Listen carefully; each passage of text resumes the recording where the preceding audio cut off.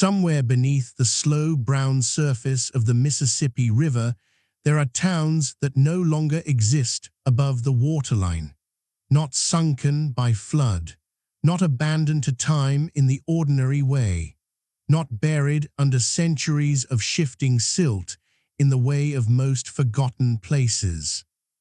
These towns, small, rough, frontier settlements on the edge of a young nation, disappeared in a matter of hours during a series of geological events so extraordinary that the river itself ran backward. The year was 1811. The place was the central Mississippi River Valley.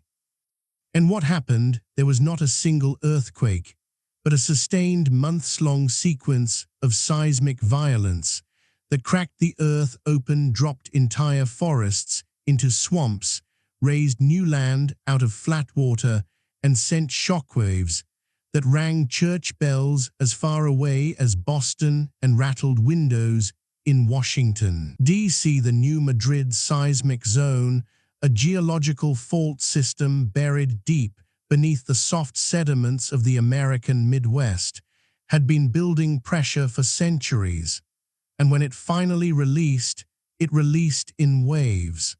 Tonight, we follow the landscape that was lost. We walk the ghost shores of sunken villages.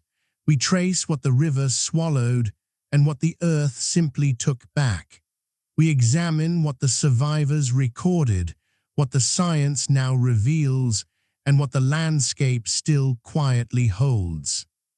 This is the story of the New Madrid earthquakes and the towns the earth erased. If you find stories like this worth listening to, a subscription or a quiet like helps this channel continue. Now, let's go back to a winter that changed the American landscape forever. To understand what the New Madrid earthquakes destroyed, we first have to understand the world they interrupted. In the winter of 1811, the central Mississippi River Valley was one of the most dynamic and unsettled regions in the young United States. The Louisiana Purchase had been completed only 8 years earlier, in 1803, and the federal government was still trying to understand the geography, the people, and the resources of this enormous new territory. Settlers from Kentucky, Tennessee, and the eastern states were pouring westward, following rivers because rivers were roads. The Mississippi, the Ohio, the Cumberland, the Tennessee, these waterways were the arteries of American expansion, and flatboatmen moved constantly along them, carrying goods, livestock, and the ambitions of a young republic southward toward New Orleans. The town of New Madrid, in what is now Missouri, sat at a sharp bend in the Mississippi and had been established as a Spanish colonial settlement in 1789. By 1811, it had transitioned through Spanish and French hands and was now a modest American territorial town with a population of perhaps several hundred people, a mix of American settlers, French Creole families who had been in the region for generations, traders, and river workers.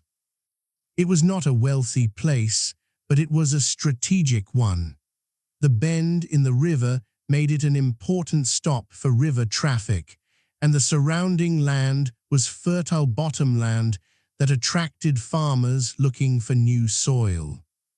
Further south along the river, near what would later become the Arkansas-Missouri border, there were smaller settlements, trading posts, and the camps of flatboatmen who worked the river seasonally. These communities were simple and sparse: a few cabins, a landing, perhaps a small store or tavern. They existed because the river made them possible, and the river had, until this point in history, been nothing but generous. The indigenous history of this region was far older and far more layered than European settlement suggested.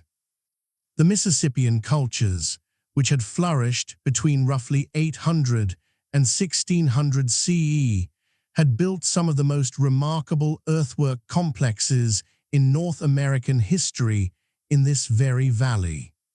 Cahokia, near present-day St. Louis, had been one of the largest pre-Columbian urban centers north of Mexico. Smaller ceremonial and village sites dotted the bottomlands for hundreds of miles in both directions. By 1811, many of these sites had been overgrown, their significance unrecognized by the arriving settler population, though the earthworks themselves, the mounds, remained visible in the landscape. The Osage Nation controlled significant territory in this region and had complex relationships with both French traders and American settlers. The Chickasaw Nation held lands further south. The Shawnee, Delaware, and various other eastern nations had been pushed westward by American expansion and were themselves navigating an increasingly pressured landscape. The social and political geography of the Mississippi Valley in 1811 was dense, contested, and changing rapidly, even before the earth itself began to move. The land beneath all of this human activity was doing something that no one on the surface could see or anticipate. Deep beneath the loose river sediments and the alluvial bottomlands, a buried rift system, a geological scar from an ancient attempt at continental rifting that had occurred roughly 500 million years earlier, was accumulating strain. The new Madrid seismic zone, as scientists would eventually name it, runs through what are now parts of Missouri, Arkansas, Tennessee, Kentucky, and Illinois. It is not a surface fault in the way that the San Andreas Fault is visible at the ground in California.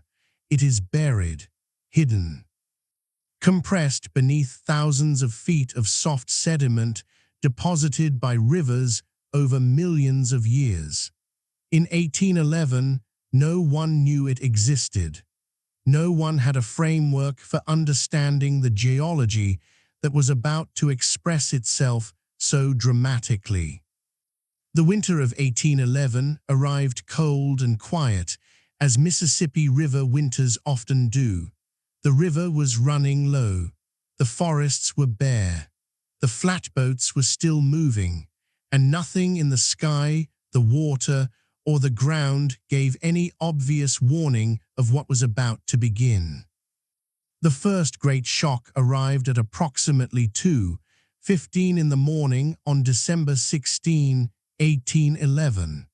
Those who were awake, river workers, early risers, the restless and the anxious, described it in terms that made no immediate sense. The ground moved not the way a person imagines an earthquake moves, as a simple sideways shaking, but in rolling waves, as if the earth beneath their feet had become liquid. In the loose, water-saturated alluvial sediments of the Mississippi Valley, this was not merely a metaphor. Something very close to that was actually happening, a phenomenon scientists now call liquefaction, in which saturated soil loses its structural integrity under seismic stress and begins to behave more like a fluid than a solid. Cabins collapsed. River banks crumbled. Trees that had stood for decades simply fell over as the soil around their roots turned to something closer to soup. People who ran outside found themselves standing on ground that was visibly undulating beneath their feet, with fissures opening and closing, water and sand erupting from cracks that appeared and disappeared in seconds. The darkness made all of it more disorienting, more impossible to process. On the Mississippi River itself, The effects were immediate and extraordinary.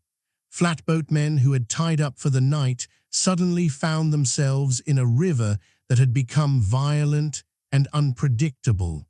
The river surface churned. Waves moved upstream against the current. Entire islands, sandbars and wooded river islands that had been stable landmarks for river navigation disappeared beneath the surface or were dramatically reshaped. New obstacles appeared where none had been before. Boats were swamped, capsized, torn from their moorings.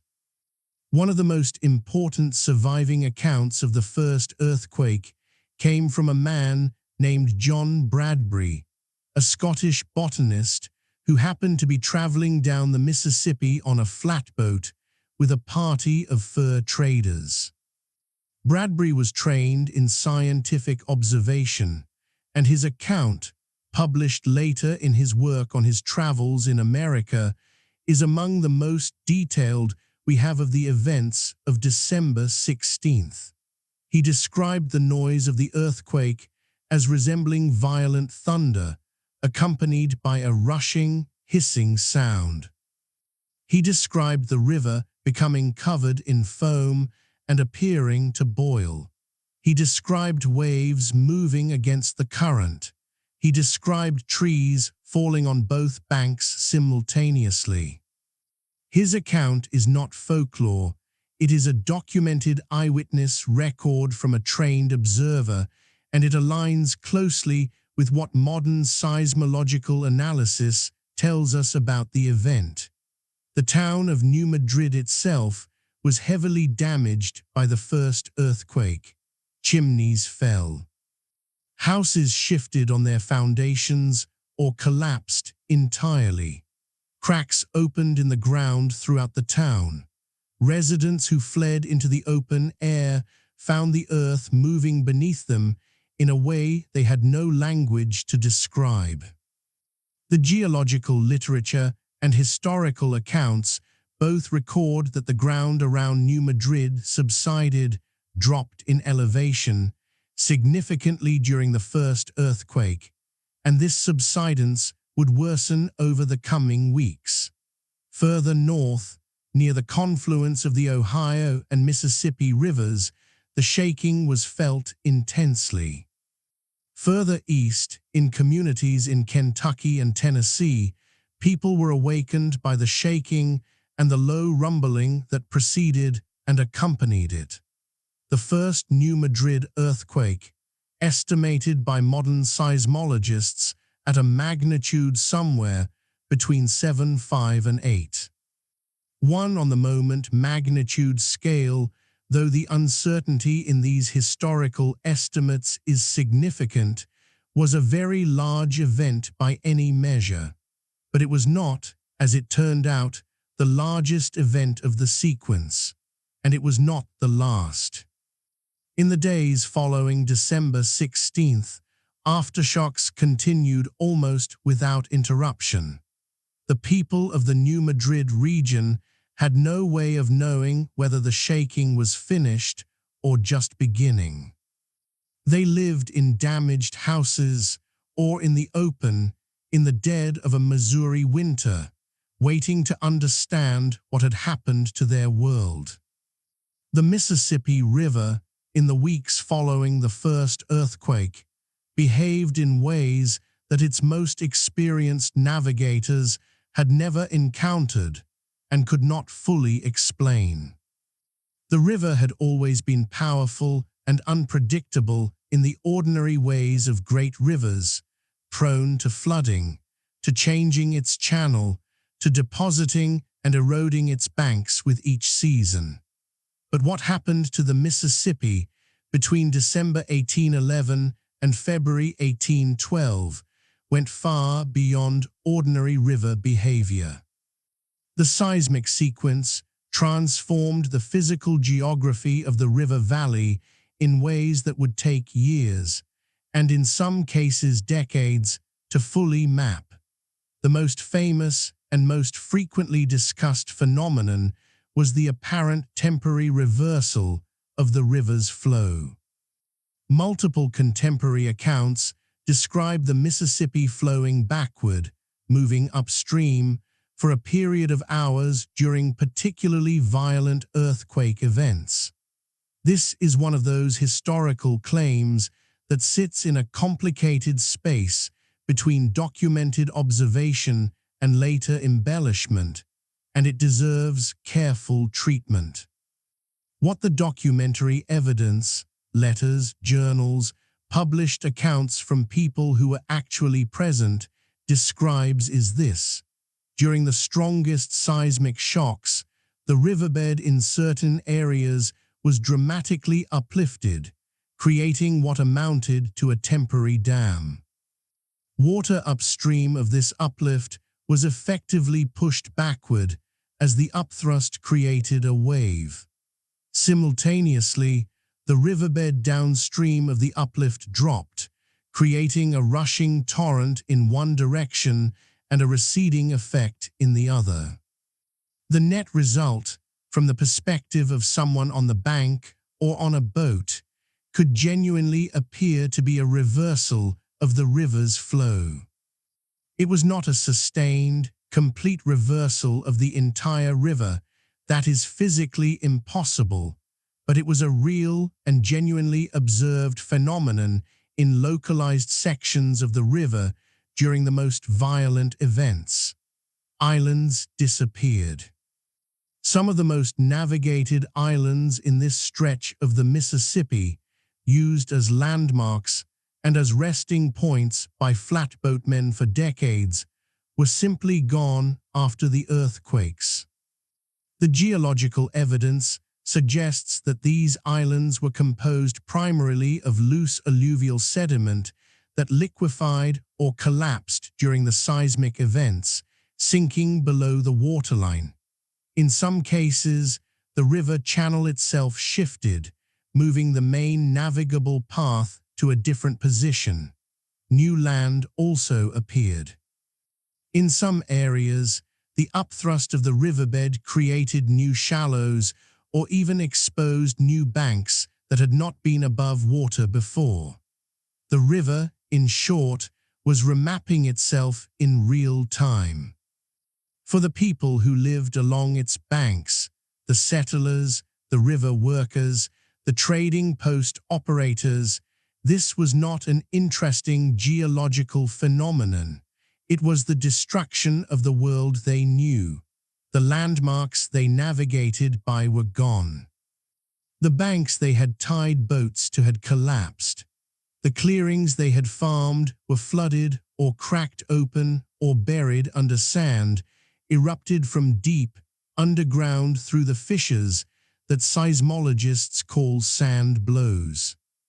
Sand blows, also called sand volcanoes or sand boils, are one of the most visible and lasting physical records of the New Madrid earthquakes. When liquefaction occurs in water-saturated sandy soil, the pressurized sand and water mixture can be forced upward through cracks and fissures to erupt at the surface, depositing cone-shaped mounds of sand that remain visible in the landscape for centuries. The New Madrid seismic zone is, to this day, one of the most extensively sand-blow-covered landscapes in North America. Aerial photography and LiDAR surveys have revealed thousands of them scattered across the bottomlands of Missouri, Arkansas, Tennessee, and Kentucky. Silent, permanent geological signatures of what happened in the winter of 1811 and 1812. The river carried all of this disturbance downstream toward New Orleans in the form of massive debris flows, entire forests of uprooted trees, collapsed banks, the wreckage of boats and settlements. The river traffic that was already on the water during the earthquake sequence had to navigate through chaos that no map or experience had prepared them for. Of all the communities affected by the New Madrid earthquakes, The ones that experienced the most dramatic and permanent physical transformation were those built on the bottomlands along the river, places where the combination of loose, saturated soil proximity to the river and elevation close to the waterline made them extraordinarily vulnerable to subsidence, flooding, and liquefaction. Little Prairie was one of these places. Situated in what is now Pemiscot County in Missouri's Bootheel region, Little Prairie was a small American settlement, perhaps 50 or 60 households in 1811, with a mix of farmers, traders, and river workers. It sat on low ground near the river, in exactly the kind of water-saturated bottomland soil that would behave most dramatically during a major earthquake. When the first earthquake struck on December 16th, the accounts of survivors described the ground itself dropping, a rapid and visible subsidence that left parts of the settlement lower than the surrounding water level. Cracks opened throughout the community. Sand blows erupted in fields and yards. And then the water came in. The combination of ground subsidence, liquefaction, and the disrupted behavior of the nearby river effectively made Little Prairie uninhabitable. The surviving population fled. The town was not rebuilt in its original location. The ground where it had stood was too wet, too unstable, too fundamentally changed by what the earthquake had done to it. Little Prairie became one of the first American communities to be effectively erased by a natural disaster, not just damaged, but permanently displaced. The specific location of original Little Prairie, where the foundations stood, where the streets ran, where the families lived before the shaking, was gradually covered by water, silt, and vegetation. By the time surveyors and historians began seriously examining the region, the precise footprint of the settlement had been absorbed into the transformed landscape. Further south, similar fates met smaller and less well-documented settlements, trading posts, river landings, small clusters of cabins that had grown up at convenient bends in the river or at the confluence of smaller streams with the Mississippi. Many of these places were never formally named on the early maps that preceded the earthquakes, and they appear in the documentary record primarily through the absence of people who had been there before, in letters from relatives who received no more correspondence, in the accounts of travelers who found sites of recent habitation abandoned and flooded, in the records of land claims that were never returned to or that were found to be underwater. The town of New Madrid itself did not disappear beneath the river, but its physical geography was permanently altered. The ground around the town subsided measurably. Modern geological surveys, using the distribution of sand blows and the stratigraphy of the local sediment layers, have confirmed that the region around New Madrid dropped in elevation by as much as several feet in some places during the seismic sequence. This subsidence changed the relationship of the town to the river, making it more vulnerable to flooding and altering the character of the banks that gave the town its strategic importance. What is important to understand about these lost places is that they were not abandoned in the slow, gradual way of most forgotten towns, the way a mining community empties when the ore runs out, or a farming settlement dwindles as the soil exhausts itself over generations. The communities of the New Madrid region disappeared suddenly, violently and completely. The people who lived there had no warning and no time. They left with what they could carry, and they left behind everything else. The foundations of their houses, their planted fields, their small graveyards, the accumulated material culture of their daily lives. All of it was covered, flooded, transformed, and eventually forgotten. Of all the geological features created by the New Madrid earthquakes, none is more dramatic, more visible, or more clearly documented than Reelfoot Lake in northwestern Tennessee. Before the earthquakes, the area that is now Reelfoot Lake was low-lying bottomland, a cypress-forested floodplain crossed by a small stream called Reelfoot Creek, which drained into the Mississippi. The land was wet, as bottomland in this region typically is, but it was not a lake. It was forested ground, periodically flooded by the river, but not permanently inundated. During the earthquake sequence of December 1811 through February 1812, this area experienced dramatic and sustained subsidence. The ground dropped. The river, disrupted in its channel by the seismic events, sent water across the lowered terrain. Reelfoot Creek, no longer able to drain across a landscape that had dropped below the level of the surrounding water, became a lake. The cypress trees that had been growing in the bottomland were drowned where they stood, their trunks preserved in the cold water, their roots anchored in the sunken earth. Reelfoot Lake today covers approximately 15,000 acres in Lake and Obion counties in Tennessee. It is a shallow lake, most of it less than 5 feet deep, and it retains a distinctly unusual character because of the circumstances of its creation.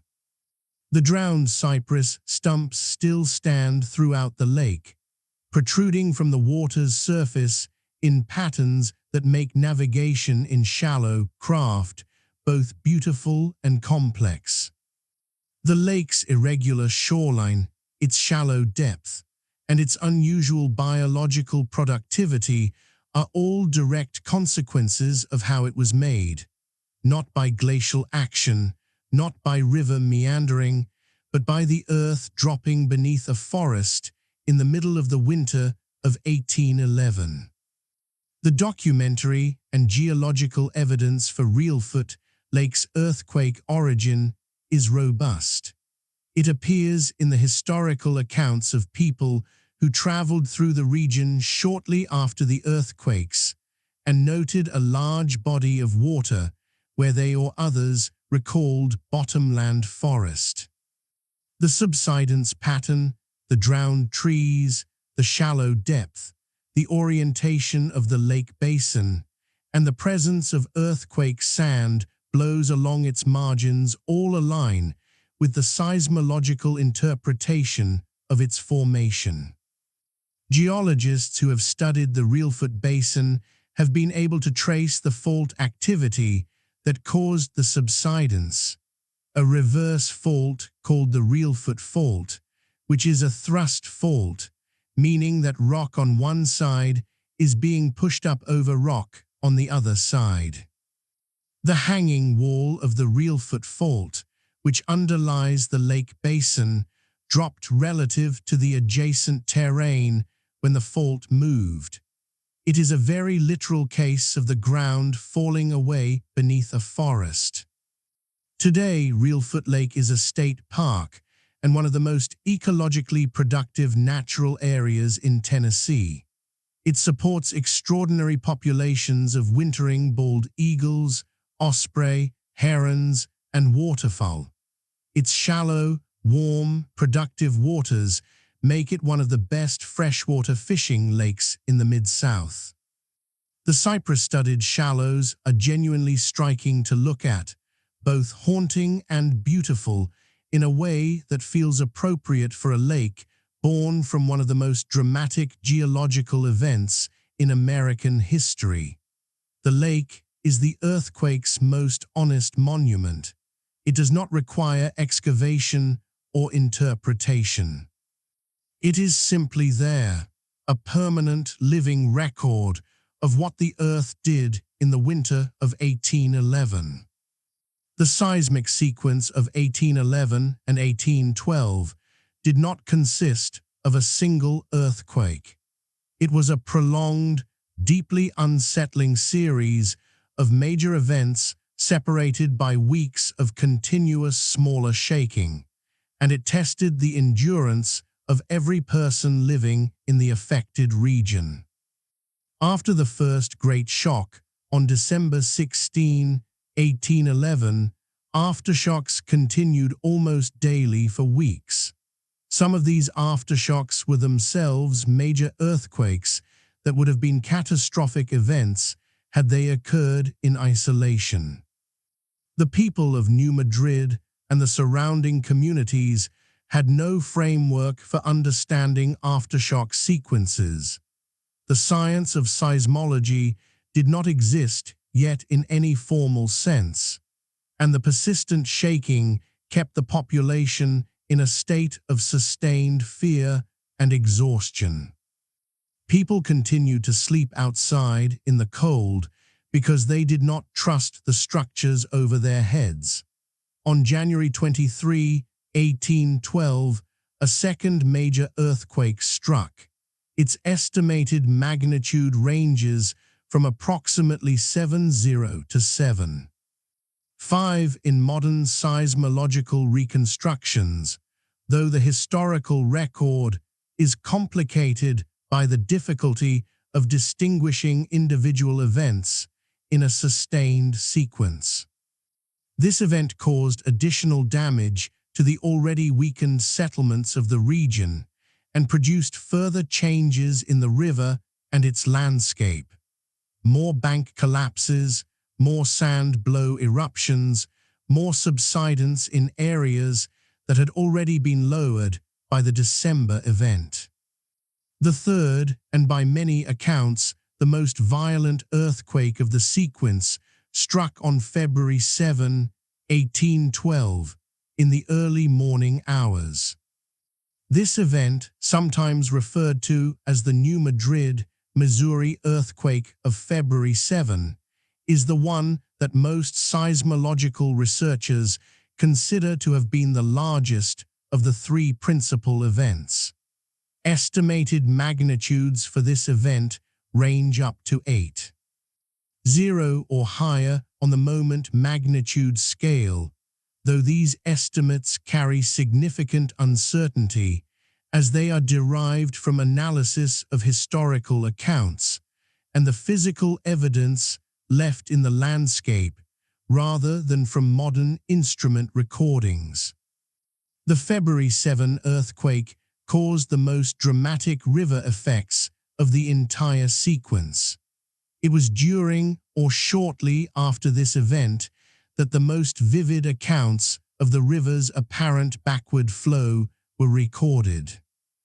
The upthrust of the riverbed that created the temporary dam effect, the waves that moved upstream, the roaring sound that witnesses compared to cataracts, all of this belongs primarily to the February 7 event. Church bells rang in cities hundreds of miles away. Chimneys fell in Cincinnati, Ohio. The shaking was felt, in various degrees of intensity, across an area encompassing roughly 2 million square miles, a geographical footprint that made this earthquake sequence arguably the most widely felt seismic event in the documented history of North America. The reason the New Madrid earthquakes were felt so widely, while earthquakes of similar magnitude on the West Coast affect a much smaller area, lies in the geology of the continental interior.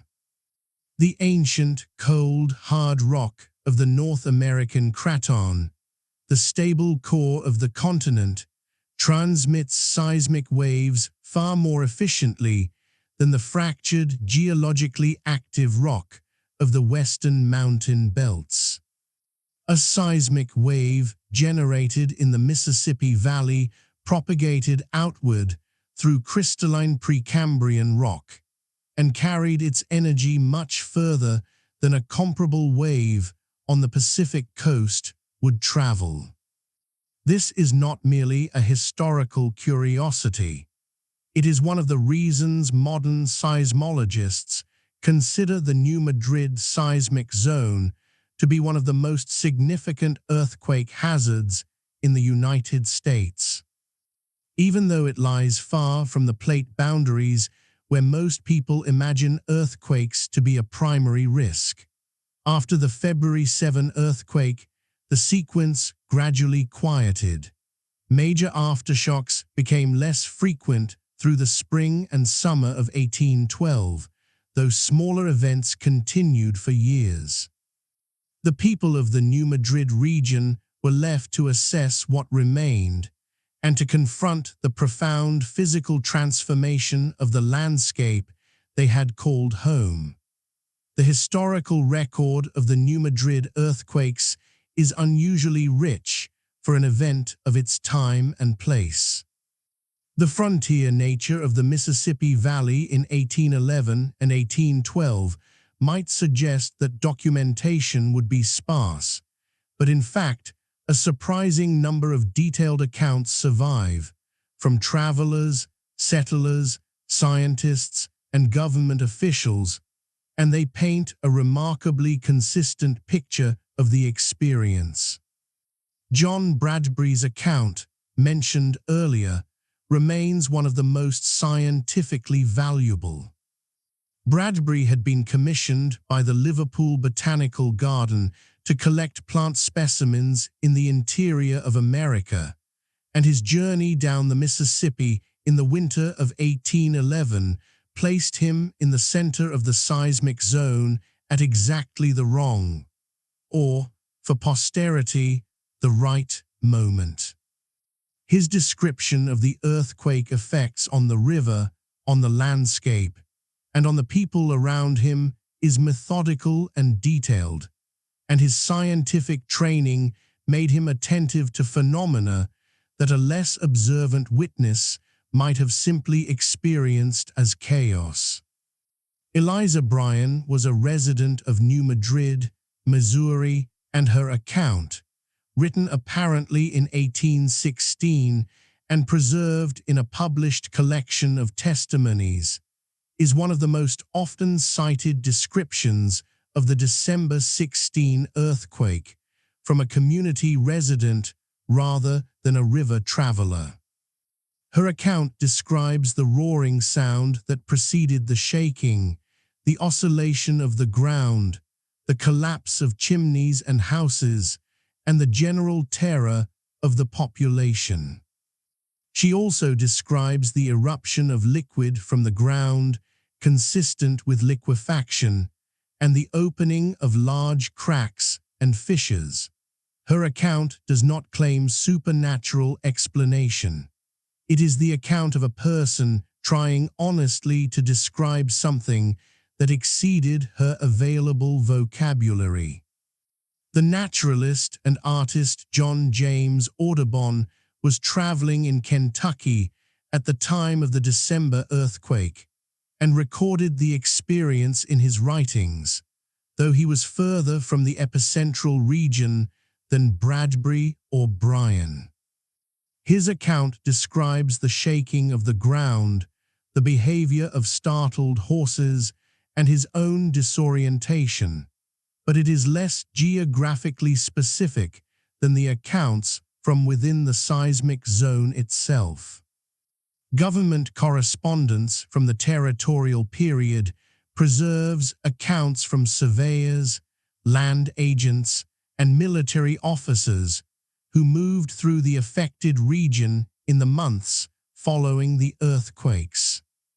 These accounts document the physical changes to the landscape, the new lakes, the collapsed banks, the flooded settlements, the altered river channel, and they provide a layer of official documentation that complements the private journals and published travel accounts. What is notable about reading these accounts collectively is how consistent they are in their basic descriptions of what the earthquake did to the land. The details vary, the exact timing, the precise sequence of events, the specific locations of damage, but the fundamental physical phenomena they describe align closely with what modern geologists and seismologists understand to have occurred. The ground shook in rolling waves. The river behaved strangely. Land subsided. Water erupted from the ground. Islands disappeared. The landscape was visibly and permanently changed. The historical accounts also preserve something that the geological record alone cannot: the human experience of bewilderment, fear, and loss. These were people confronting an event that had no precedent in their experience or in the experience of anyone they knew. They had no framework of plate tectonics, no seismological vocabulary, no community of earthquake survivors to consult. They simply had to live through it and then try to find words for it afterward.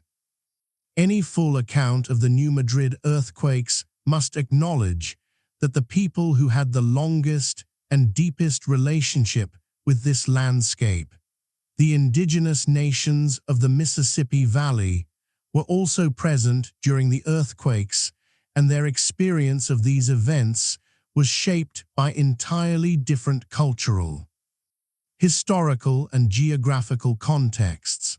The Chickasaw Nation held traditional territory in what is now western Tennessee and northern Mississippi, regions that experienced significant shaking during the earthquake sequence.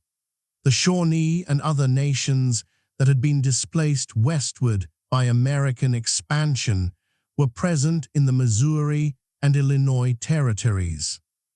The Osage Nation's territory extended across significant portions of Missouri and Arkansas. It is important to be careful here. There is a long tradition in popular accounts of the New Madrid earthquakes of attributing elaborate prophetic or supernatural significance to indigenous responses to the earthquakes, often in ways that misrepresent or invent indigenous cultural traditions. The claim, for example, that the Shawnee leader Tecumseh specifically predicted the New Madrid earthquakes as a demonstration of spiritual power is a story that circulates widely, but its historical foundation is questionable. The story appears in accounts written years or decades after the events, and historians and scholars who have examined it closely note that it may represent later mythology rather than documented prophecy. What we can say more carefully is this: the peoples of the Mississippi Valley had lived with the geological character of this land for a very long time. The archaeological record shows that major seismic events in the New Madrid zone had occurred before the 1811-1812 sequence. Paleoseismological research has identified evidence of large prehistoric earthquakes in the region, including events that may have occurred roughly 900 and 1450 years before 1811. The landscape that indigenous peoples had inhabited for centuries bore the marks of these earlier events.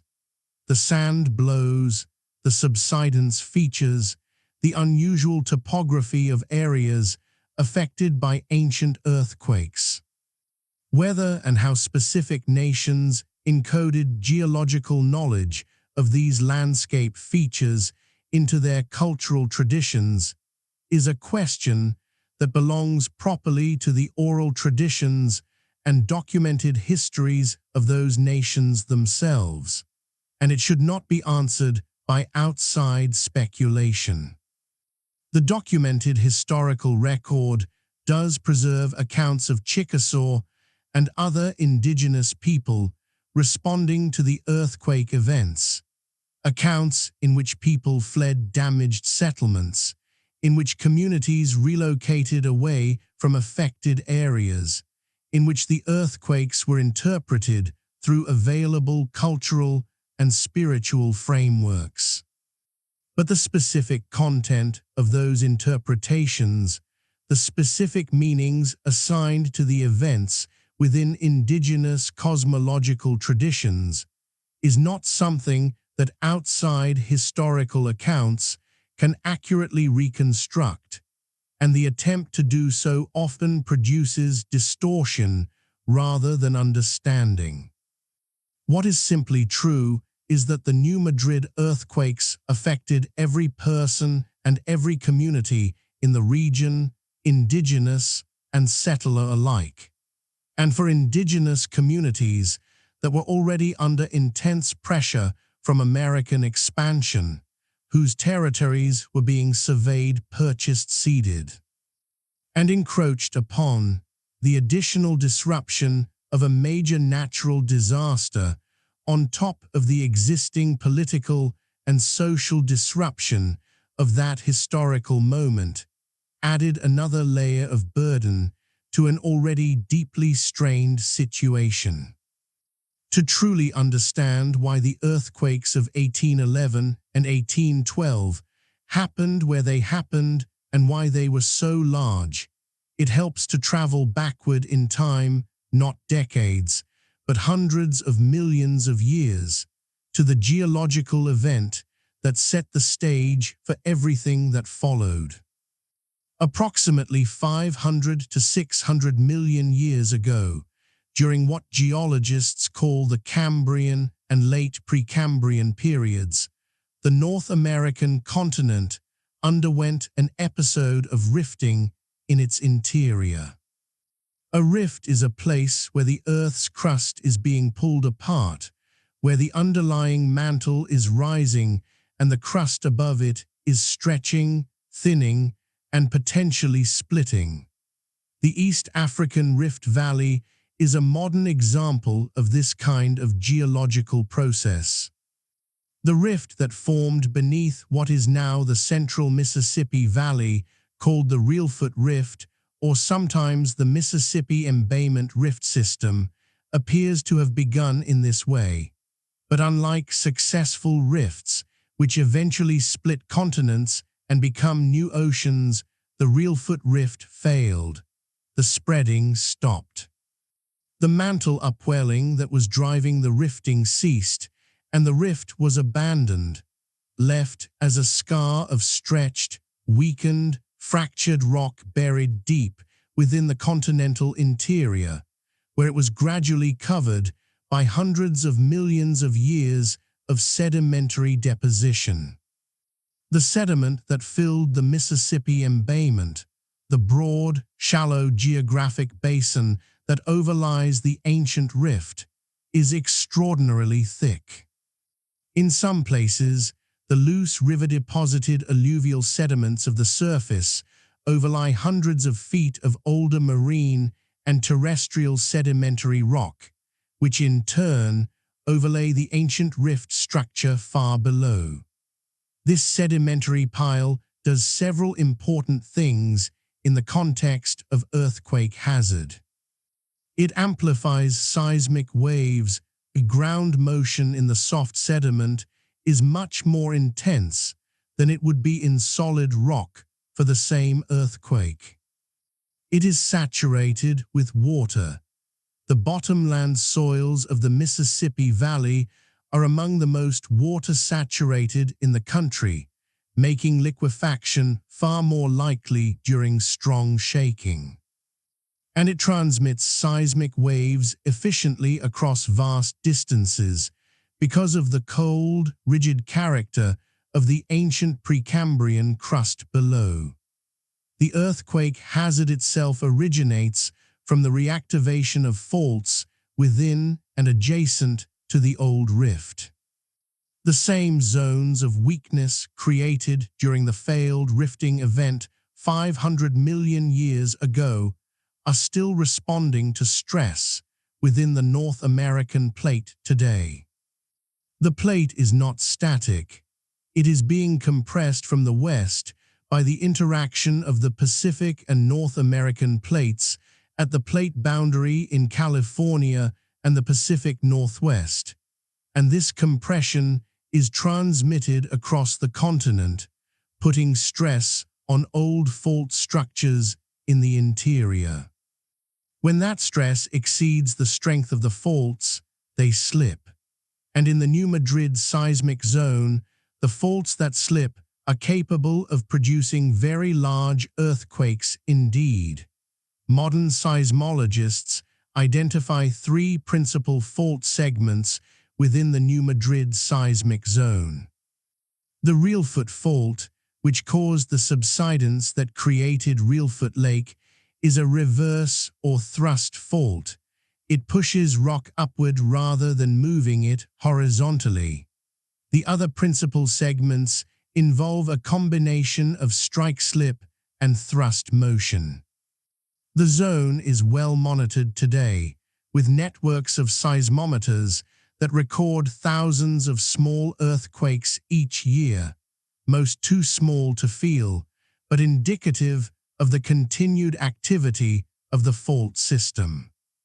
The question of whether the New Madrid zone will produce another great earthquake in the coming centuries is one of genuine scientific debate. Some researchers argue that the 1811–1812 earthquakes may have released much of the accumulated stress in the system, and that the recurrence interval for events of similar magnitude is very long, perhaps thousands of years. Others argue that the continued pattern of smaller seismicity and geodetic evidence of ground strain suggest that the zone remains capable of producing large earthquakes on a shorter timescale. This is not a settled scientific question, and it matters enormously for the millions of people who now live in cities like Memphis, Tennessee, St. Louis, Missouri, and the surrounding region. Drive through the flat, agricultural bottomlands of the New Madrid region today, and if you know what to look for, the landscape itself will tell you what happened here 2 centuries ago. The sand blows, those crater-like eruptions of liquefied sand that burst through the surface during the earthquakes, are the most persistent and widely distributed physical record of the 1811–1812 events. In the fields and forests of the Buthiel region of Missouri, in the bottomlands of northeastern Arkansas, in the lowlands of western Tennessee and western Kentucky, thousands of sand blow features remain visible or detectable. Many of them have been plowed over by generations of farming. Their crater shapes softened and their surfaces mixed into the surrounding soil, but their lighter-colored sand still shows up against the darker bottomland clay in aerial photographs and in LiDAR surveys, which can detect subtle topographic differences that are invisible to the eye at ground level. A fresh sand blow looks something like a small, slightly raised circular or oval mound of pale, fine-grained sand, with a central depression or vent where the sand and water erupted from below. In the New Madrid region, these features range from a few meters across to, in some documented cases, hundreds of meters in their longest dimension.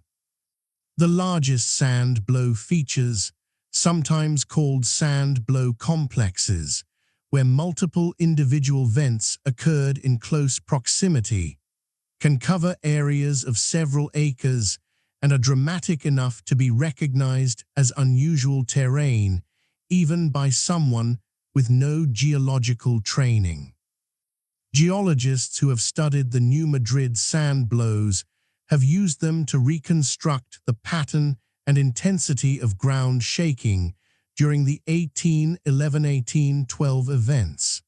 The distribution of sand blows, where they are most dense, how large they are, what directions they are elongated in, provides information about the location of the fault, ruptures the propagation direction of the earthquake waves, and the relative intensity of ground motion in different parts of the affected area. They are, in a very real sense, the earthquake's own written record in the landscape. The sand blow fields also provide evidence of older earthquakes. In excavations through sand blow deposits, geologists have found layers of sand blow material that predate the 1811–1812 events, evidence of earlier prehistoric earthquakes in the same zone. Radiocarbon dating of organic material buried within these deposits has allowed researchers to estimate the ages of these prehistoric events and to develop a longer-term picture of earthquake recurrence in the New Madrid zone.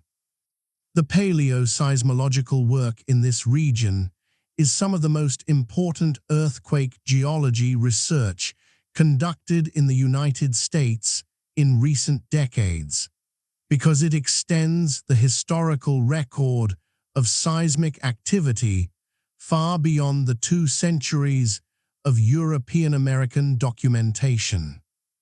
Walking through a field in the New Madrid Buthiel on a quiet afternoon, knowing that the pale sandy patches in the dark soil are the preserved eruptions of an earthquake that rang church bells in Boston, is a particular kind of experience.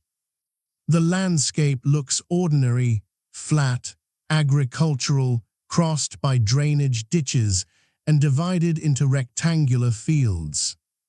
But the subtle texture of the soil, the slightly irregular topography visible in the long shadows of late afternoon light, and the knowledge of what lies beneath all of it, gives the ordinary landscape a quality of depth and history that does not announce itself to the casual eye.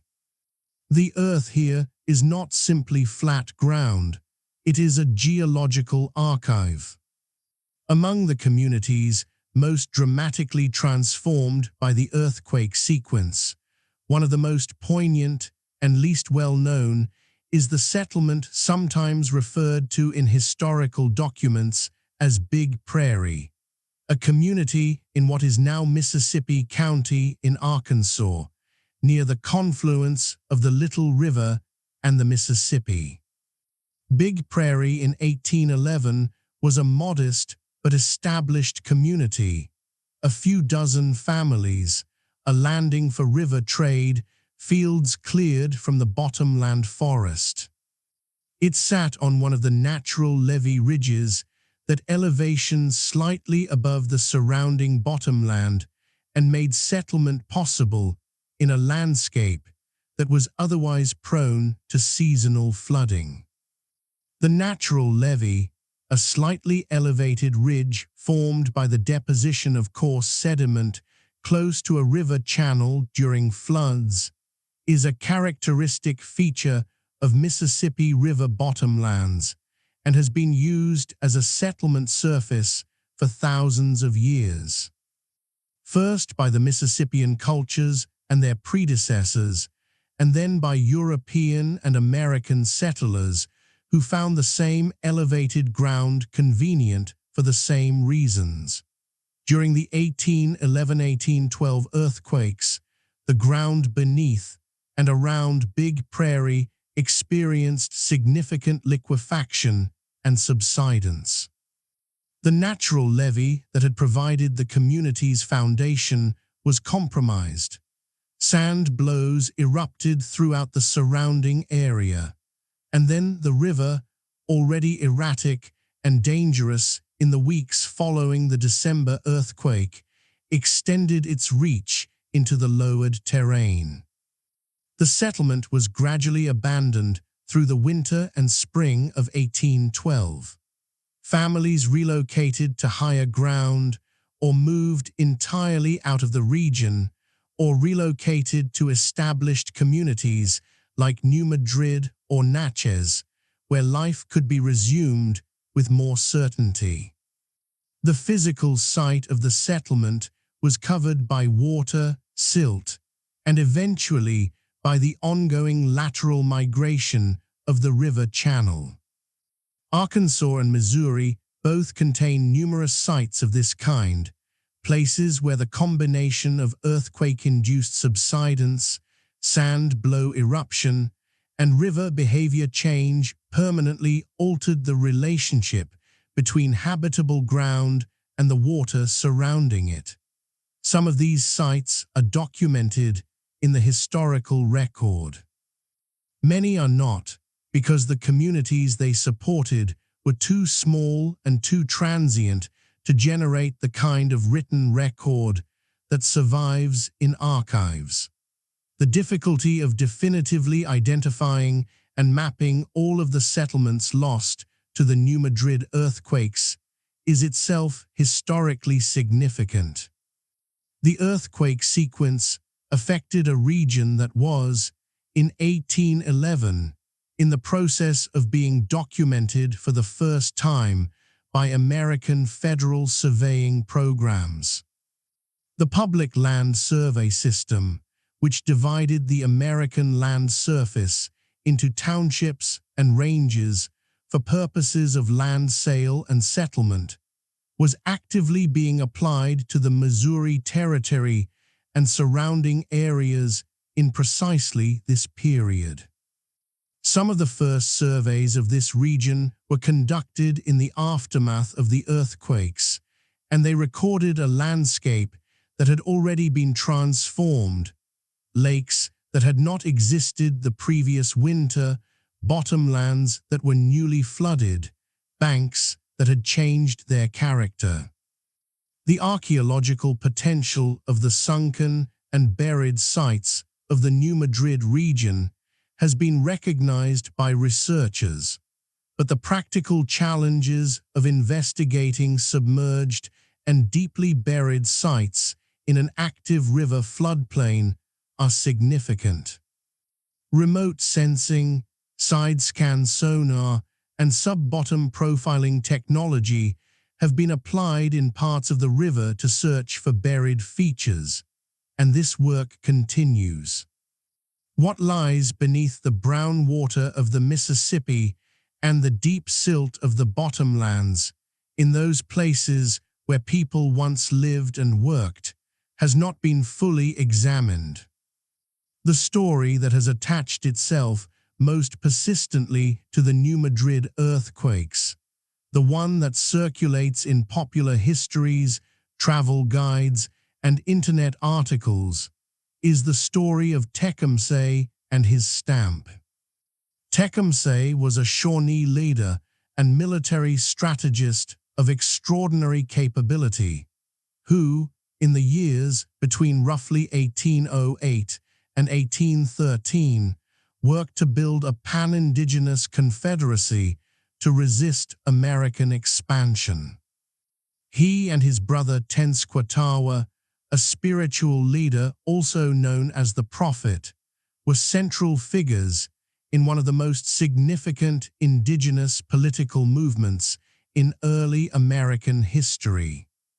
Tecumseh traveled extensively through the eastern and southern nations, recruiting allies and making the case for unified resistance to American land acquisition. The legend goes like this. Tecumseh, in the course of his diplomatic travels to the southern nations in 1811, reportedly told assembled warriors and chiefs that he would demonstrate his spiritual power by stamping the ground hard enough to shake houses when he returned to his home in the north. When the New Madrid earthquakes occurred in December 1811, those who remembered his words or who were told about them afterward interpreted the earthquakes as the fulfillment of his prophecy. It is a compelling story. It is the kind of story that feels like history because of its internal coherence, the dramatic figure, the bold prediction, the apparently confirmed event. And it has been repeated so frequently, in so many different contexts, that it has taken on the quality of established fact in popular culture.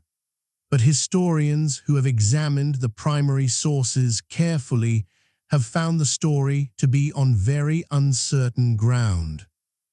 The accounts linking Tecumseh's specific words to the prediction of an earthquake appear primarily in sources written years or decades after the events, often at considerable remove from the original context. The earliest, most reliable accounts of Tecumseh's diplomatic journeys do not contain the earthquake prophecy. The story appears to have grown and solidified in the telling, picking up specific details, the exact words, the precise timing that are not supported by contemporaneous documentation. This does not mean the story is entirely without foundation. It is possible that Tecumseh made statements during his travels that were later interpreted in earthquake terms. It is possible that some version of the account preserves a genuine cultural memory. But the specific, dramatic version that appears in popular history, the precise prediction, the deliberate demonstration of power, goes beyond what the documented evidence supports. The larger point is important. Tecumseh was a real historical figure of genuine greatness, whose political vision and military leadership deserve serious historical attention on their own terms. The earthquake legend, whatever its origins, tends to reduce him to a figure of supernatural mystery rather than engaging with the documented historical reality of his political project. The confederacy he worked to build, the nations he traveled to meet, the treaties he contested, the military strategy he developed, these are the substance of his historical significance, and they are more interesting than a legend about a stamp of the foot. The New Madrid earthquakes were extraordinary enough without requiring prophetic enhancement. The earth made its own drama. The earthquakes of 1811 and 1812 occurred in a period when the scientific study of earthquakes was in its earliest infancy. The word seismology would not appear in English usage for several more decades. The concept of faults as the source of earthquakes was not yet established. The understanding of the deep geological structure that underlies the New Madrid region would require another century and a half of geological investigation to develop. But the earthquakes immediately attracted the attention of the scientific community of the day, such as it was, precisely because they were so large and so unexpected in a region that had not been previously recognized as seismically active. Among the earliest scientific attempts to document the earthquakes was the work of George Brooks, a civil engineer and surveyor living in Louisville, Kentucky, who built his own instruments and kept systematic records of the earthquakes and aftershocks from December 1811 through 1812. Brooks documented hundreds of individual earthquakes, distinguishing them by perceived intensity and noting their timing. His records, preserved in a published account from 1815, represent one of the most systematic early attempts at earthquake documentation in American history. He could not calculate magnitudes, the mathematical framework for doing that did not exist, but his careful chronological records have been valuable to modern researchers trying to reconstruct the sequence and frequency of the events. The United States Geological Survey, established in 1879, eventually took on the systematic study of American earthquake hazards, and the New Madrid zone became a subject of increasing scientific attention through the late 19th and 20th centuries. The Great Charleston, South Carolina earthquake of 1886, another intraplate earthquake, occurring far from any plate boundary, renewed scientific and public interest in Eastern and Central American seismicity, and researchers began looking more carefully at the New Madrid zone in its aftermath. The development of the global seismograph network in the mid-20th century and the subsequent development of plate tectonic theory provided the theoretical framework within which the New Madrid earthquakes could finally be understood in terms of deep geological structure. The identification of the Reelfoot Rift as the underlying structure responsible for the seismic zone was a major advance in understanding, connecting the surface phenomena of 1811 and 1812. The sand blows, the subsidence, the river changes, to a geological history hundreds of millions of years old. Modern research on the New Madrid zone is conducted by a network of institutions, including the United States Geological Survey, university geology departments throughout the region, and state geological surveys in Missouri, Arkansas, Tennessee, Kentucky, and Illinois. The research addresses questions ranging from the deep geological structure of the rift to the probability of future large earthquakes, to the practical question of how modern infrastructure, bridges, pipelines, dams, buildings, would perform if a major New Madrid earthquake occurred today.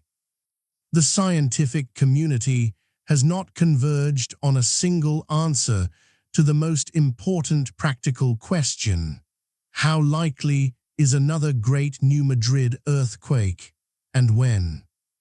The estimates of recurrence intervals for large events range from roughly 200 to 1,000 years or more, depending on the method used and the data interpreted.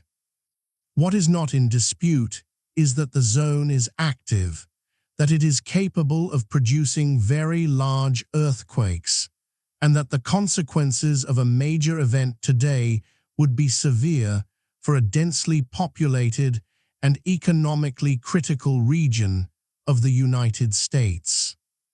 The Mississippi River today does not look the way it looked before the earthquakes of 1811 and 1812, and in truth, it does not look the way it looked in 1813 either, because rivers are always changing. But certain features of the present-day river and its valley reflect the events of that winter in ways that can still be traced. The New Madrid Bend, the sharp hairpin curve in the river near the town of New Madrid, was already present before the earthquakes, but was likely modified by them.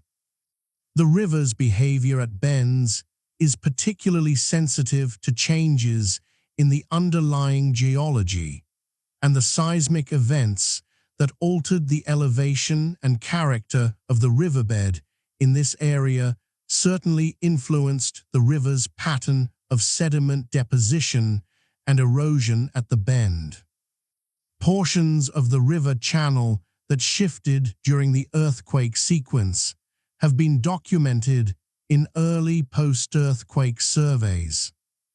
The navigation charts produced after 1812 record features that had not been present before new shoals, new depths, changed channel positions, and in some cases identify the specific locations where islands had disappeared or new ones had formed. The islands that disappeared during the earthquakes are particularly interesting from a historical and archaeological perspective. River islands in the Mississippi had often served as habitation sites, both for pre-Columbian peoples and for early European and American settlers, because they provided access to the river while being naturally separated from the more densely forested and difficult terrain of the mainland.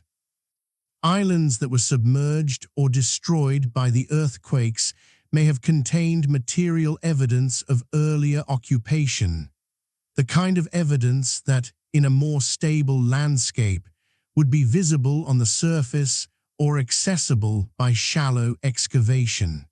That evidence is now under water and under silt. Side-scan sonar surveys of portions of the river bed in the New Madrid Reach have been conducted by researchers and by the Army Corps of Engineers, which is responsible for maintaining the navigation channel of the Mississippi.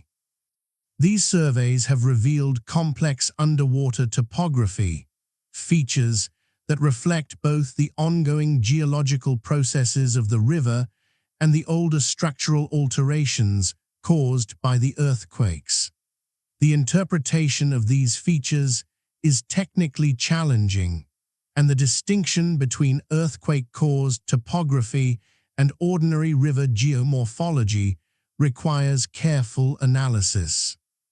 What the river carries downstream today, the fine silt that settles on the floodplain during each flood, the sand that migrates along the riverbed, the organic material that enriches the bottomland soils, is in part the inheritance of 1811 and 1812.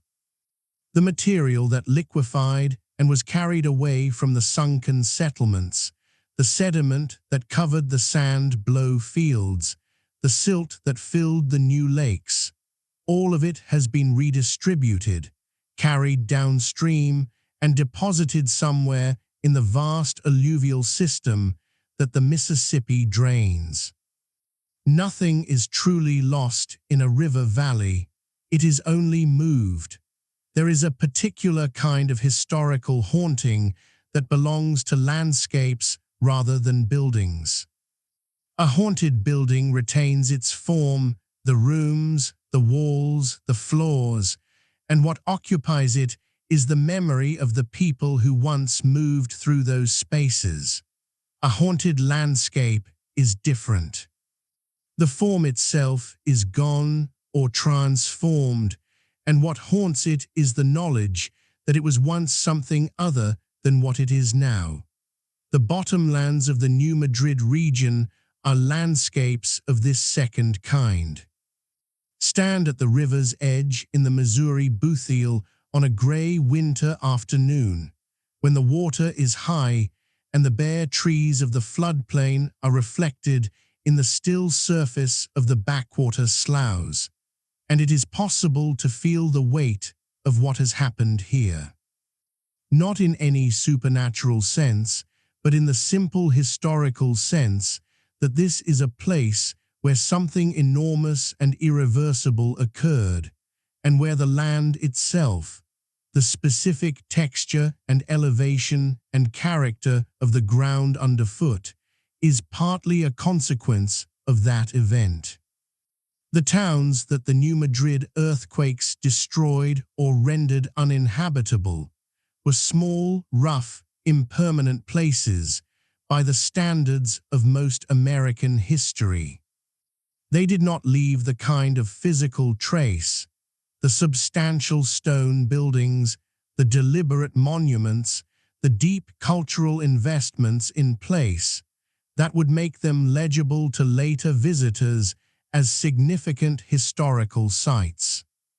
They were frontier settlements, built quickly from the materials at hand, occupied for a few years or a decade, and then in most cases simply gone. The earthquake did not destroy something magnificent. It destroyed something modest and in the process of becoming. That is, in some ways, the most resonant aspect of the New Madrid story. The people who were displaced were not wealthy, not historically prominent, not the subjects of other dramatic narratives. They were ordinary people trying to make a life in a new landscape, following the rivers westward in pursuit of land and opportunity, and finding instead that the land beneath them was not as stable as they had imagined. Their losses were not recorded in great detail because they themselves were not recorded in great detail. They left some letters, some land claim records, some names in territorial census data. And then they moved on, rebuilt elsewhere, and were absorbed into the larger story of American westward expansion. The land they left behind was eventually resettled by others who came after the earthquakes. New Madrid itself was rebuilt and remained a town, smaller and less strategically important than before, but persistent. The broader region recovered economically, though the seismically affected bottomlands remained challenging for agriculture for many years due to the altered drainage patterns and the presence of sand blow deposits in otherwise productive fields. The earthquake zone today is part of one of the most agriculturally productive regions in the United States. The rich bottomland cotton and soybean and rice country of the lower Mississippi Valley. The same water-saturated soils that liquefied so dramatically in 1811 and 1812 are in ordinary times extraordinarily fertile. The geological processes that created the seismic hazard also created the landscape that makes this one of the most agriculturally valuable regions on the continent. Modern seismology has transformed our understanding of the New Madrid zone from an event of the past to a feature of the present, an active geological structure that continues to produce small earthquakes at a rate of hundreds per year. The United States Geological Survey maintains a dense network of seismometers throughout the New Madrid zone, and the data they collect provide a continuous picture of the zone's current activity. Most of the recorded earthquakes are far too small to feel magnitudes of 10, 15, 2. 0 events that register only on sensitive instruments and are invisible to daily experience. But they demonstrate that the fault system is not dormant. The earth beneath the Mississippi Valley continues to accumulate and release strain in the small increments of microseismicity that characterize active fault zones between major events. The USGS and university researchers have also used GPS geodesy, precise measurement of ground positions using satellite technology, to look for evidence of strain accumulation across the New Madrid zone. The results of these studies have been somewhat surprising. The GPS measurements do not show the kind of clear, systematic strain accumulation that would be expected if the faults were steadily building toward the next large event at the rate implied by the 18-11-18-12 sequence. Some researchers interpret this as evidence that the recurrence interval for major New Madrid earthquakes is longer than previously thought, or that the fault system is in a period of relative quiescence following the stress release of 1812. Others argue that the GPS method may not be sensitive enough to detect the levels of strain accumulation relevant to long recurrence interval faults. The paleoseismological record, the evidence of prehistoric earthquakes preserved in the landscape, remains one of the most important sources of information about the long-term behavior of the zone. The identification of large prehistoric earthquakes at roughly 900 CE and 1450 CE, based on radiocarbon-dated sand blow deposits and other geological features, suggests a recurrence pattern for large events that could put the next major earthquake anywhere from a century to several centuries in the future. The uncertainty in these estimates is substantial.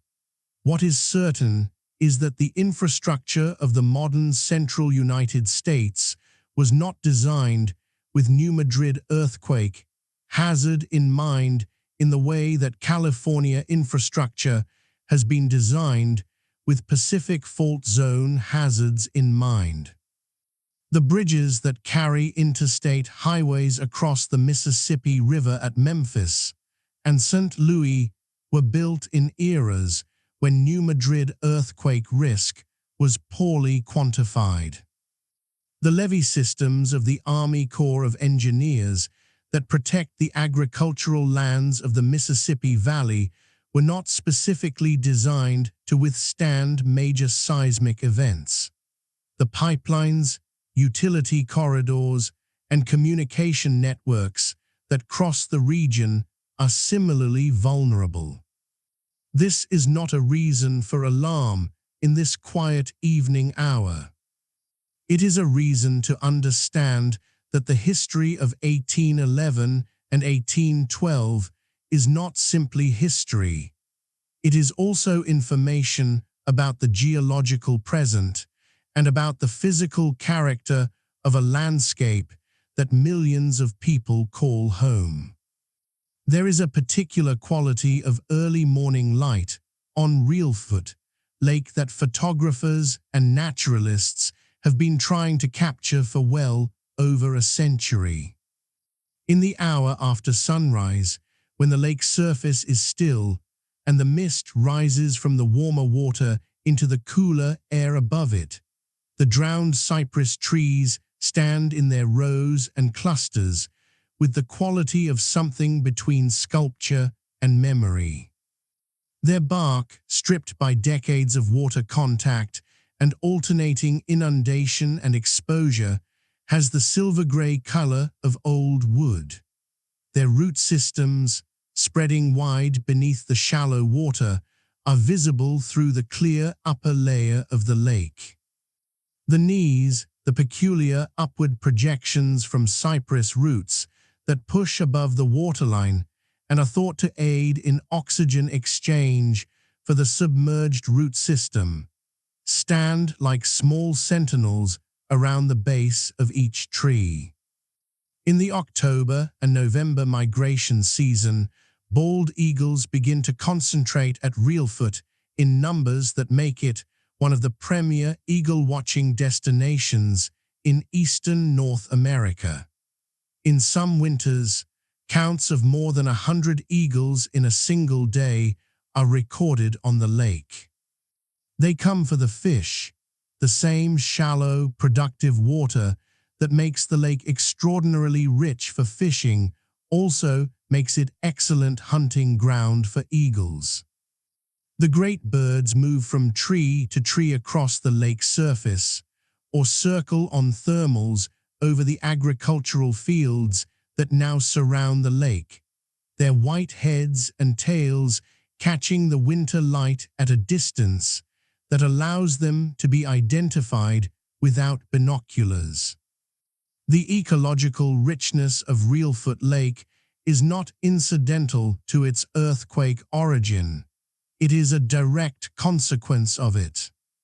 The shallowness of the water, the enormous extent of aquatic vegetation that the shallow productive lake supports, the drowned wood that provides habitat structure for fish and nesting platforms for herons and osprey. All of this emerges from the specific way the lake was created. A lake made by any other process, by glacial action, by river cutoff, by dam construction, would have different characteristics. Reelfoot is what it is because of what the Earth did in the winter of 1811. The Tennessee Department of Environment and Conservation manages Reelfoot Lake State Park, and the National Wildlife Refuge System protects portions of the lake and its surrounding wetlands. The ecological management of the lake has faced challenges over the years, including the accumulation of aquatic vegetation that can affect water quality and navigation, and the question of how to manage the balance between the lake's ecological character and its human uses. These are the ordinary, manageable challenges of a treasured natural area. What the lake cannot be managed away from is its history, the geological event that made it the winter in which a forest became a lake. The earth movement that is still visible in the drowned trees and the shallow water, and the way the light falls on an early November morning when the mist is rising. A landscape has no memory of its own. It holds evidence, the physical record of what has happened to it, but memory, strictly speaking, requires a mind to do the remembering. The memory of the New Madrid earthquakes has resided in different minds and different forms since the winter of 1811. In the immediate aftermath, it lived in the minds of the survivors, the families who had been displaced, the river workers who had navigated the chaotic post-earthquake Mississippi, the settlers who had rebuilt on different ground. For those people, the memory was vivid and personal and did not require any particular effort to maintain. As those survivors died and a generation came of age that had not experienced the earthquakes firsthand, the memory passed into a different register. It became historical record, the letters and journals and published accounts that had been preserved in archives and libraries and local tradition. The stories passed down within families and communities about what their grandparents or great-grandparents had endured. The quality of the memory changed. It became less visceral and more narrative. By the mid-19th century, the New Madrid earthquakes were known primarily to historians and scientists, and even among them, the full scope of the event was not clearly understood. The settlement of the region had continued. Cities like Memphis and Cairo and St. Louis had grown on the banks of the same rivers, that the earthquakes had transformed, the sand blows had been plowed into the fields, the sunken settlements had been silted over. And the ordinary daily life of the agricultural South had resettled over the earthquake landscape in the way that ordinary life always resettles over disruption, not by forgetting exactly, but by building something new on top of the old. The 20th century brought a renewed scientific interest in the New Madrid zone, and with it, a renewed public awareness of the earthquakes and their legacy. The development of federal earthquake hazard programs following the California earthquakes of the mid-20th century extended attention to the central United States, and the new Madrid zone became a subject of public policy discussion, scientific research, and emergency management planning. The earthquakes that had been a historical curiosity began to be understood as a current hazard, and the memory of 1811 and 1812 became relevant again in a practical, forward-looking sense. Today, the memory of the New Madrid earthquakes is held in several different registers simultaneously. It lives in the scientific literature of seismology and geology. It lives in the state and federal emergency management plans that address the consequences of a future major earthquake in the region.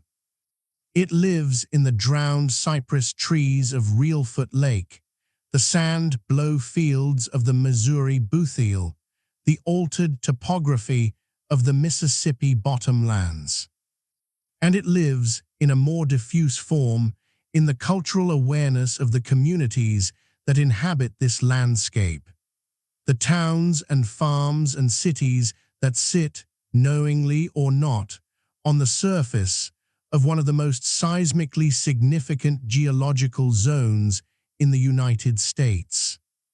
The cities that now occupy the New Madrid earthquake zone were not, for the most part, present in 1811.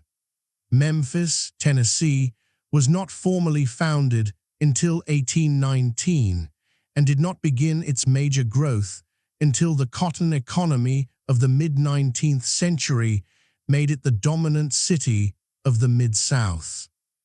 St. Louis, Missouri, existed in 1811 as a small French Creole town, but grew dramatically through the 19th and 20th centuries to become a major American city. Cairo, Illinois, at the confluence of the Ohio and Mississippi rivers, was founded in the 1830s.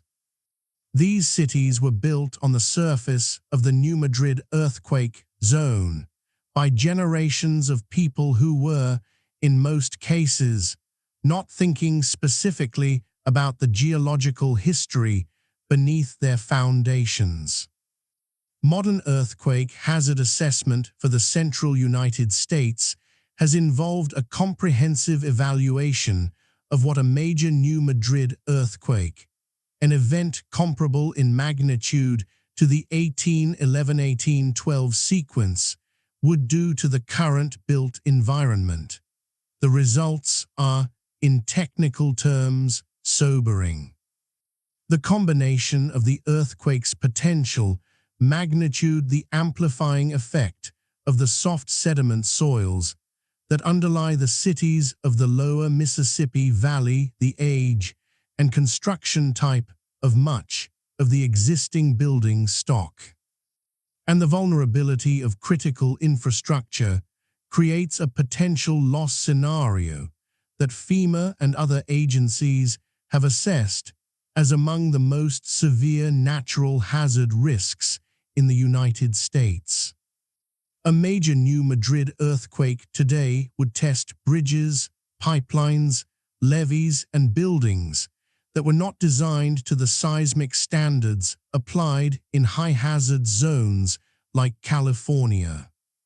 The commercial and industrial infrastructure of the lower Mississippi Valley, the grain elevators, the chemical plants, the oil refineries, the river port facilities, would be severely stressed.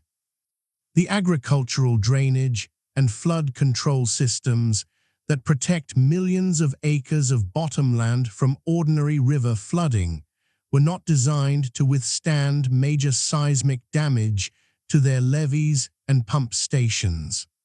None of this is presented as cause for the kind of anxiety that interferes with sleep.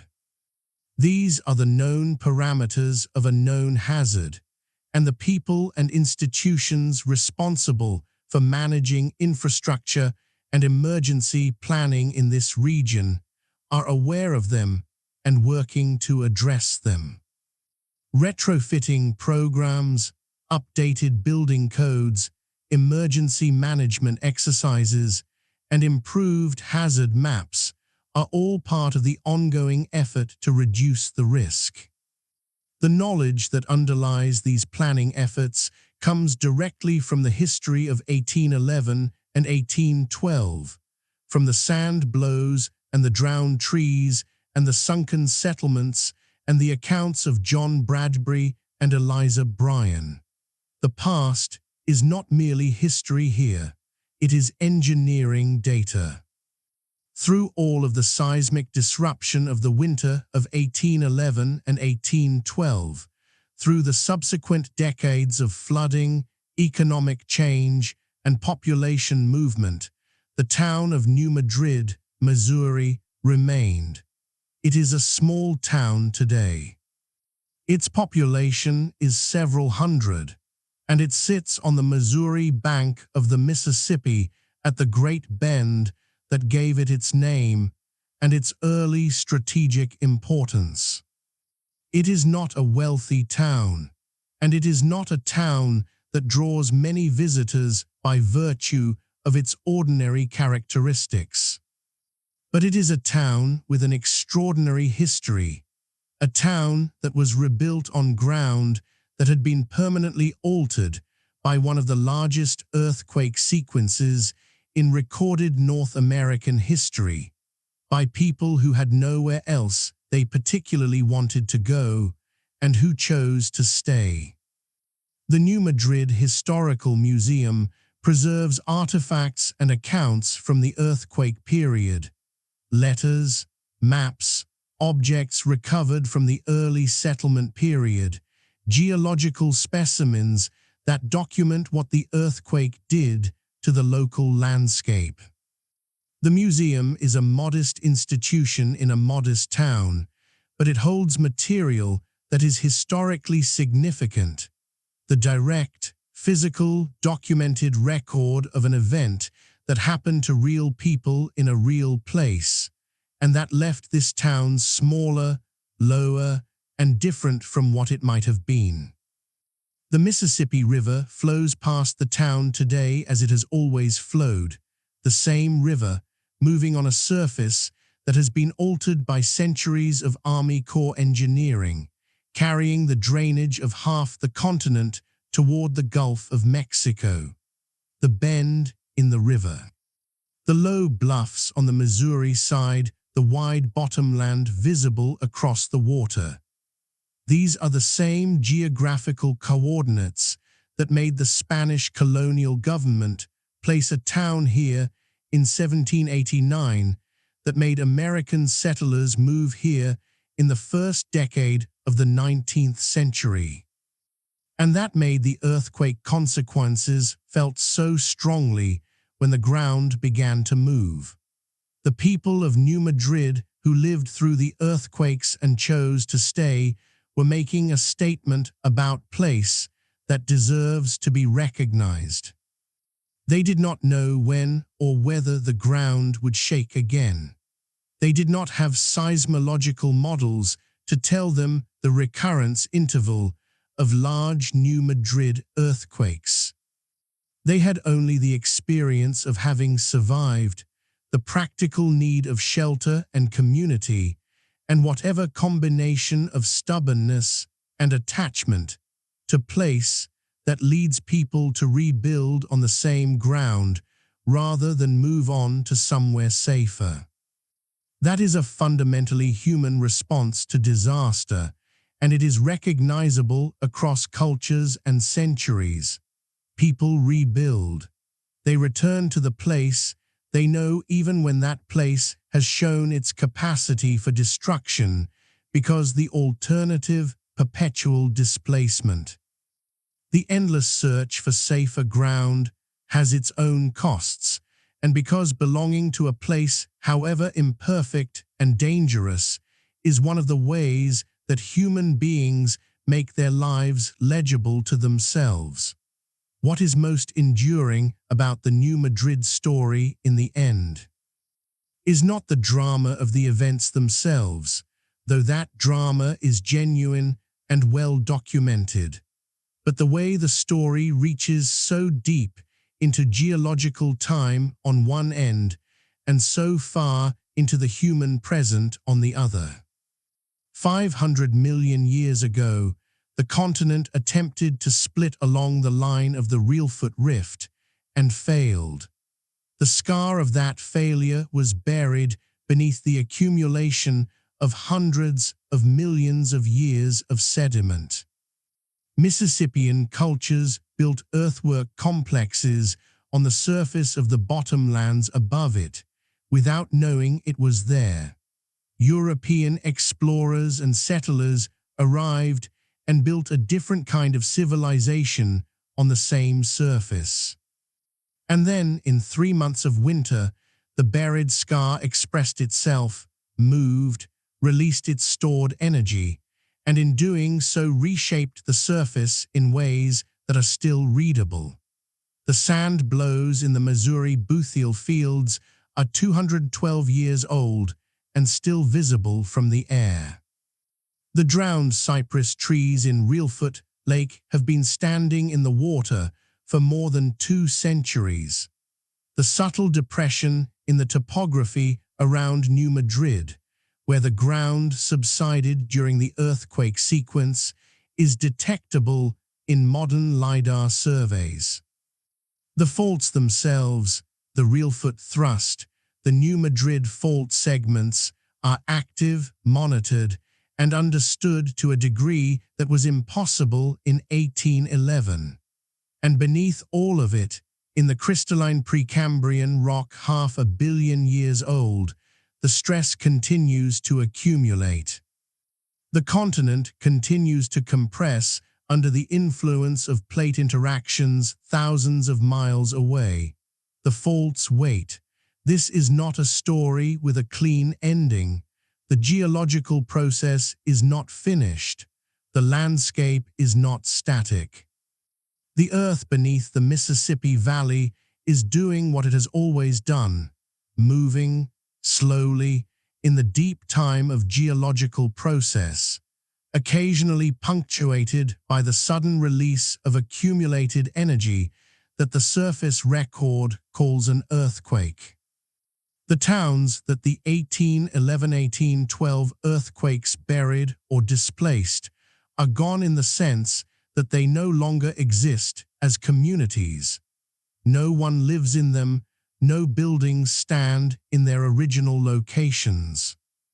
No record remains of the daily texture of life in them beyond the fragments preserved in historical archives. But the landscape they occupied continues to exist, transformed and covered over, still carrying in its soil chemistry and its subtle topography and its distribution of sand blow features the evidence of what happened there. The earth does not forget, even if it cannot remember. There is a particular kind of quiet that belongs to river bottomlands in the early spring, before the leaves have fully opened and after the last of the winter waterfowl have moved north. In the bottomlands of the New Madrid region, this quiet has a particular quality. The flatness of the terrain means that sound travels strangely. A distant tractor, a crow calling from a stand of cottonwoods at the edge of a drainage ditch. The distant sound of barge traffic on the river, all of it arriving without the attenuation that hills and ridges would normally provide. The sky seems very large here, as it does in any flat agricultural landscape, and the horizon is defined not by topography, but by the tree lines at the edges of fields and along the courses of drainage ditches. Underneath this quiet, the earth is doing what it always does, accommodating the stresses imposed on it by the movement of tectonic plates far away, the weight of the sediment above it, the circulation of groundwater through its pores and cracks. The microseismicity of the New Madrid zone produces its hundreds of small earthquakes per year, each one an increment of adjustment, a tiny release of energy along faults whose total accumulated stress represents something much larger. The instruments record them. The surface does not notice. The farmers who work the bottomland fields, the cotton and soybeans and rice that have replaced the original forest cover of the alluvial plain, may or may not know that the pale sandy patches in their dark soil are the preserved eruptions of an earthquake that their great-great-grandparents never experienced. In most cases, because their families had not yet arrived in this part of the country in 1811. The earthquake landscape and the agricultural landscape have been thoroughly superimposed on each other, and it takes a specific kind of knowledge to read the one through the other. The towns that were lost, Little Prairie, Big Prairie, the unnamed trading posts and river landings and clusters of cabins that the earthquake sequence displaced or destroyed, are not marked by any monument or memorial visible from the road. They exist in the landscape only as potential, as the possibility that, somewhere under the silt and the water and the sand-blow fields, the remnant evidence of those communities might be found by a researcher willing to look carefully at what the river and the earth have preserved. The Mississippi River, moving through the New Madrid Reach on any given day, carries an enormous quantity of suspended sediment, the finest particles of eroded soil from the entire interior of North America, carried in suspension until the slowing current of the lower river allows them to settle. This sediment accumulates on the floodplain during floods, building the bottomlands incrementally higher with each deposition event, burying earlier layers further beneath the surface. In the sediment layers beneath the present surface of the New Madrid bottomlands, researchers can read a stratigraphic record that extends back thousands of years. The sand-blow deposits of 1811 and 1812 form a distinct layer in this record, identifiable by their texture, their composition, and where organic material is preserved within or beneath them by their radiocarbon age. Below the 1811 layer, earlier sand-blow deposits mark the prehistoric earthquakes of roughly 900 and 1450 CE. Between these layers, the ordinary floodplain sediments record the quieter intervals when the river was simply a river and the earth was simply the earth. Archaeologists working in the New Madrid region use this stratigraphic record to understand when and where people lived in the bottomlands across the last several thousand years. The Mississippian cultures that built the mound complexes of this region had their own complex relationship with the earthquake landscape, their settlements. Their agricultural systems, their ceremonial sites, all adapted to the character of the bottomland environment, which was itself partly shaped by the prehistoric earthquakes that preceded their fluorescence. The mounds they built are durable, earthen constructions that have survived both the earthquakes and the subsequent centuries, and many of them remain as the most visible pre-European features in this landscape. The water holds other things as well. The wrecks of flatboats and keelboats lost during the earthquake sequence of 1811 and 1812 may still lie on the river bottom, buried under silt, in the reaches where the most dramatic river disruptions occurred. The wood of the boats, submerged and anoxic, could potentially be well preserved. No systematic survey has located these wrecks, and the active, sediment-laden river environment makes such a survey technically challenging. But they are there in principle, the physical remnants of the boats that Bradbury and others described in their accounts of the earthquakes, the vessels that survived the chaos or were lost to it. The water holds the memory of the earthquake in this material sense, in the sediment, in the buried remnants, in the altered topography of the river bottom. And it holds it in the hydrological sense as well.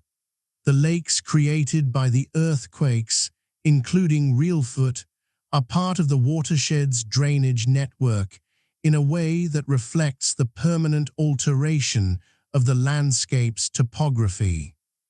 Water finds the lowest point, and the lowest points in the New Madrid region are partly the product of 1811 and 1812. Imagine sitting at the river's edge at New Madrid, Missouri, on an October evening, when the light is low and gold, and the river is running at a moderate stage, not flood, not drought, but the river in one of its quieter moods. The far bank is a smudged green line of cottonwoods and willows. A barge train moves downstream, its lights beginning to come on as the daylight fades, its deep engine sound traveling across the water. Swallows are working the surface for insects. The ground beneath you on this evening is the same ground that shook violently on the morning of December 16, 1811, and again on January 23 and February 7, 1812. It is the same alluvial soil that liquefied and shifted and sent sand erupting from below the surface. It is marginally lower than it was before those events, the subsidence permanent and measurable, a few feet in some places. And it sits atop a geological scar 500 million years old, which is currently quiet, as it has been quiet for the 2 centuries since the last great expression of its accumulated energy. The Mississippi is doing what it has always done, moving the contents of a continent toward the sea, slowly and steadily, and without apparent awareness of the particular significance of this bend and this bank. The river does not commemorate, it carries. The people who lived here before the earthquakes, the settlers of New Madrid, the residents of Little Prairie, the flatboatmen tied up at the river banks, have been gone for 2 centuries. Their grave, where they exist at all, are marked only in rare cases. Their names appear in fragmentary records. Their experiences survive, when they survive at all, in the accounts that their descendants preserved or that careful historians have retrieved from archives. The landscape they knew is not the landscape of this October evening. It is buried under 2 centuries of sedimentation, grown over by successive generations of vegetation, altered by drainage projects and agricultural clearing, and the enormous federal engineering works that now control the river's behavior. The Mississippi River today is not the free-flowing, island-rich, naturally meandering river of 1811. It has been channeled, levied, deepened for navigation, and fundamentally reorganized for human use over the course of the 20th century. But the geology beneath remains. The fault zones are where they were. The Reelfoot Rift is where it has been for 500 million years. The sand-blow fields are in the soil of the bottomland farms. The drowned trees stand in Reelfoot Lake. The subsidence around the town of New Madrid remains in the topography. The earth holds what it holds. The New Madrid earthquakes of 1811 and 1812 were among the most geologically significant events in the documented history of North America. They remade the landscape of the central Mississippi Valley in the course of a few months. They created a lake that still exists. They sank communities beneath the river's reach. They sent shockwaves across a continent. They were felt in cities that most of the residents of the New Madrid region had never visited, by people who had no idea where the shaking had come from. And then, as extraordinary events always do, they became history. The immediate disruption was absorbed by the ordinary processes of settlement and resettlement and land use and river management. The dead were mourned and the displaced relocated, and the broken ground was farmed or left to flood. The science that would eventually explain what had happened developed over the following century and a half. The memory became a geological record, and the geological record became the present landscape, and the present landscape became the world that people today inhabit without particularly thinking about the winter of 1811 and 1812.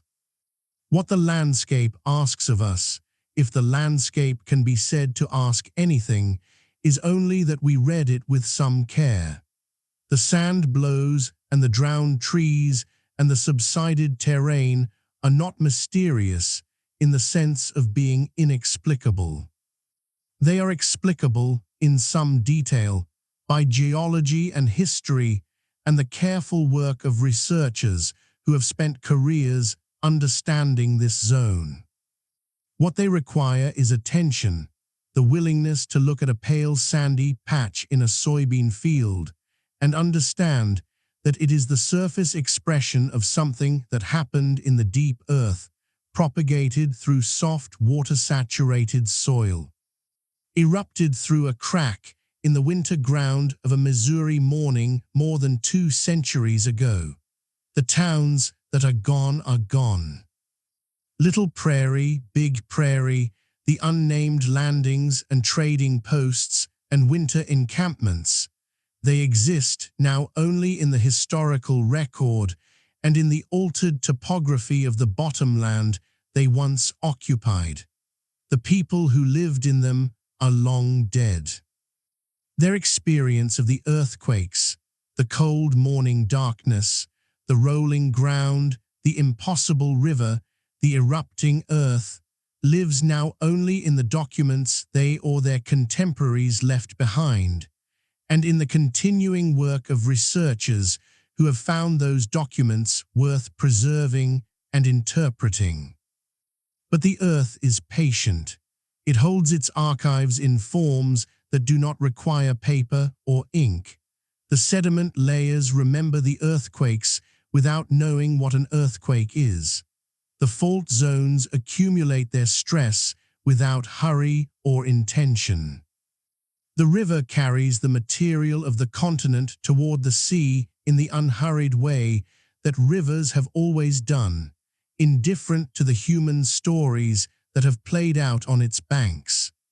Tonight, across the bottomlands of Missouri and Arkansas and Tennessee and Kentucky, the ground is still. The microseismicity continues, a small earthquake here, a barely perceptible tremor there, but the surface is quiet. The farms are dark. The river moves in its regulated channel. The cypress trees of Reelfoot Lake stand in the still water, their reflections perfectly preserved in the windless October night.